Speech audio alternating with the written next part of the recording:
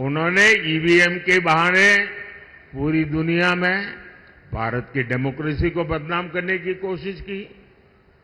अभी 2 दिन पहले ही सुप्रीम कोर्ट ने ये कांग्रेस वालों को और उनकी पूरी टोली को ऐसा करारा तमाचा मारा है, ऐसा करारा तमाचा मारा है। सवाल ये है, आखिर कांग्रेस देश का नुकसान होने वाली बातों पर झूठ फैला करके लोगों में विश्वास तोड़ने का काम किसके इशारे पर कर रही है? कांग्रेस के नेताओं ने ईवीएम पर तो झूठ बोला है और देश का हर नागरिक कहता है कितने महत्वपूर्ण विषय पर झूठ बोल करके आपने देश के लोकतंत्र को बर्बाद करने का षड्यंत्र किया है। आपको देश की माफी मांगनी चाहिए। साथियों, पिछले 10 वर्षों में बीजेपी एनडीए सरकार ने देश के नागरिकों की ईज ऑफ लिविंग के लिए बहुत काम किया है। इसका एक बड़ा उदाहरण है भारतीय न्याय संहिता। ये कांग्रेस वाले मानसिक रूप से अंग्रेजों की गुलामी में ही जी रहे थे, वो इससे बाहर ही नहीं आ पा रहे थे। वो तिरंगा झंडा फहरा करके तो आजादी की बात करते थे, लेकिन हर कानून व्यवस्था में मन से अंग्रेजी की गुलामी को जी रहे थे।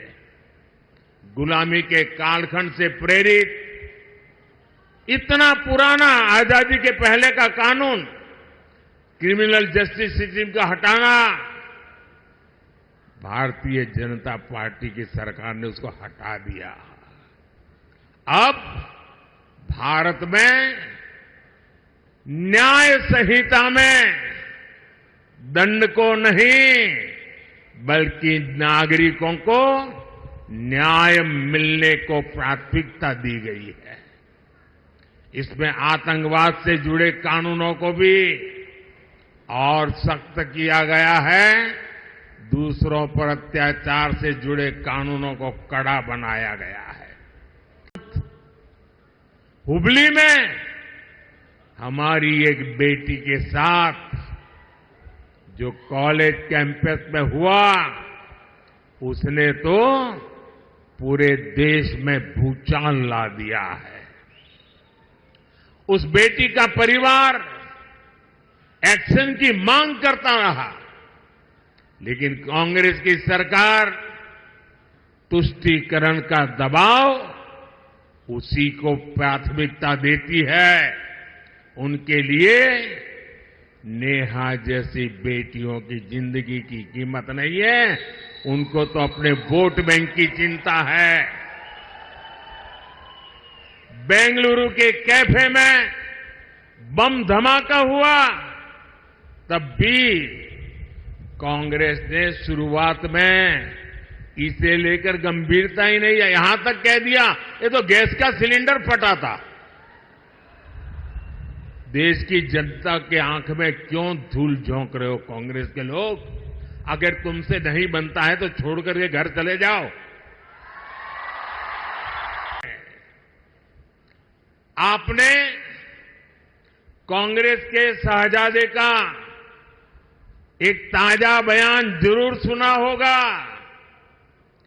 ये शहजादे का कहना है कि भारत के राजा, भारत के महाराजा ये अत्याचारी थे, ये गरीबों की जमीन छीन लेते थे, जब मर्जी पड़े तब उनका सब हड़प कर लेते थे। कांग्रेस के शहजादे ने छत्रपति शिवाजी महाराज कित्तूर की रानी चिन्नम्मा जैसे महान व्यक्तित्व का अपमान किया है। इनका सुशासन, इनकी देशभक्ति आज भी हम सभी को प्रेरित करती है। जरा शाहजादे को पता है क्या, मैसूरू राजघराने का योगदान उनको याद नहीं रहा। मैसूरू राजघराने को आज पूरा देश गर्व के साथ देखता है कि नहीं देखता है। साथियों, कांग्रेस के शाहजादे का बयान सोच समझकर वोट बैंक की राजनीति करने के लिए, तुष्टीकरण के लिए